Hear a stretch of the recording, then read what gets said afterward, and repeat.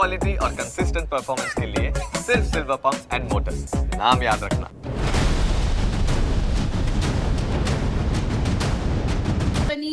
ધર્મના વિશે, આપણા ધર્મ વિશે કમ્પલ્શન કેમ ના કરીએ? આપણે એવા ગુરુકુળ કેમ ના હોવા જોઈએ કે આપણા ત્યાં લોકો કોન્સ્ટન્ટલી એમને ભણીને તમારે પણ સાંજે ગીતાનો પાઠ ભણવો જ પડશે એવો કોઈ નિર્ણય લેતા તો હું એને આવકારતી કે જરૂરી છે. એ લોકો કેમ કલમા પડવા સાંજે જતા રહે છે સ્કૂલ પતાવીને? આપણે એવો નિર્ણય કરવાની જરૂર નથી. આપણે આપણા ધર્મ વિશેની ગીતાજીને રાષ્ટ્રીય ગ્રંથ જાહેર કરવાનો પણ ઠરાવ થયો છે. ગ્રંથ જાહેર કરવા ભણાવવું જરૂરી છે.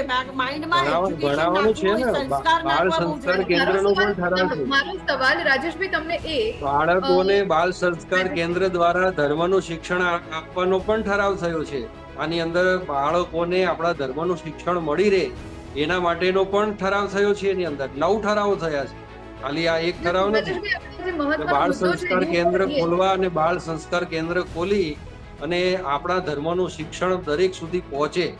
ગીતાજીનો અભ્યાસક્રમ છે એ ગીતાજીના પણ છે, એના સિવાય આપણા ધર્મના શાસ્ત્રો છે, આ બધું પણ લોકો સુધી પહોંચે અને બાળ સંસ્કાર બાળકનું નાનપણથી જ ઘડતર થાય એના માટે બાળ સંસ્કાર કેન્દ્ર બનાવવાનો પણ ઠરાવ થયો. ત્યારે ખબર પડશે કે જો લવ મેરેજ કરીને આપણે ભાગીશું તો બ્રાહ્મણ લગ્ન કરાવશે નહીં, તો આ વાત દીકરો કે દીકરી એના માતા પિતાને કહેતા થશે.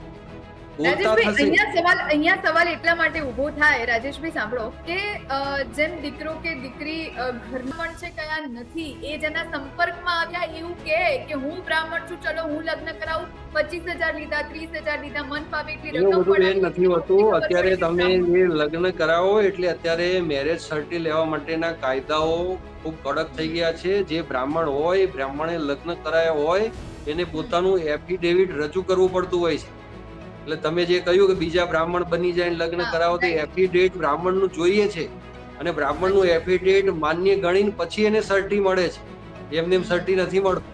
એટલે બ્રાહ્મણનું એફિડેવિટ રજૂ થાય એટલે બ્રાહ્મણે લગ્ન કરાયા છે કે બીજાએ કરાયા છે એ તો સાબિત થવાનું જ છે ને, ક્યાં નથી સાબિત થવા?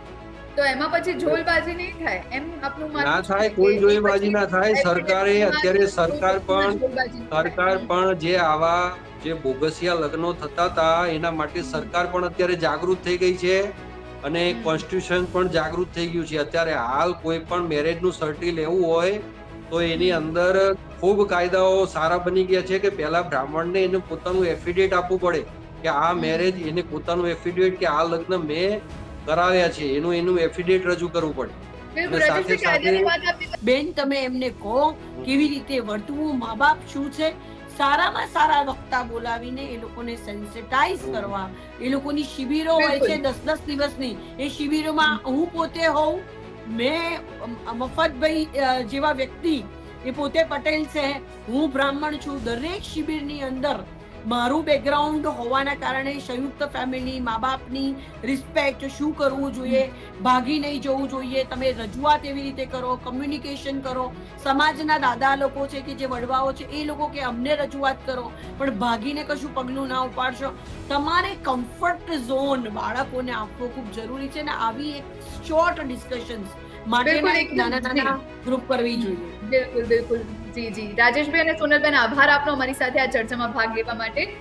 તો આ હતા રાજેશભાઈ અને સોનલબેન કે જેમણે આપણી સાથે આજે મોટો ઠરાવ પસાર કરવામાં આવ્યો છે એને લઈ અને એમના પોતાના જે મત હતા એ રજૂ કર્યા, કઈ રીતની પરિસ્થિતિને ઉદ્ભવતી અટકાવી શકાય એના વિશે વાત કરી. આ સાથે ચર્ચામાં અત્યારે બસ આટલું જ. રજા આપશો. નમસ્કાર.